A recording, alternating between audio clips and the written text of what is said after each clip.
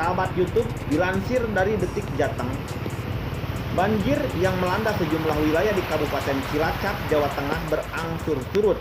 Namun sejumlah dapur umum masih disiagakan untuk melayani warga yang terdampak banjir.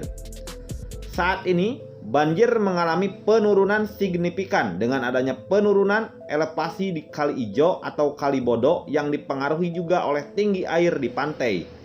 Kata Kepala BPBD Cilacap Wijo Nardi kepada Detik Jateng, Selasa 22 Maret 2022. Wijo Nardi mengatakan, menurut data Senin 21 Maret, penurunan muka tinggi air rata-rata 10 hingga 50 cm. Dia meyakini penurunan MTA hari ini bisa lebih cepat.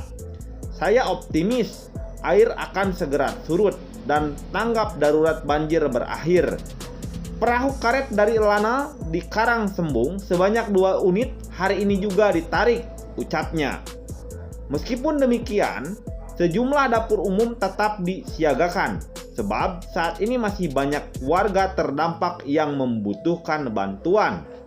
Dapur umum masih siaga di Kecamatan Nusa Wungu ada 9 titik, di Kroya ada 4 titik, tersebar di 3 desa.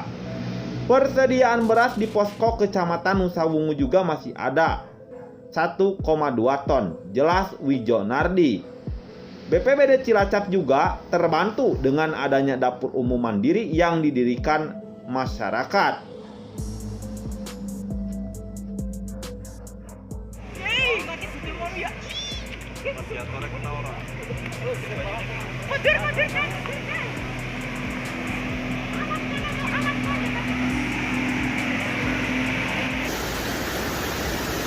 Diberitakan sebelumnya, 3 kecamatan di Cilacap dilanda banjir setelah diguyur hujan deras nyaris sepekan terakhir. Banjir ini memaksa sedikitnya 424 warga mengungsi ke bangunan sekolah terdekat.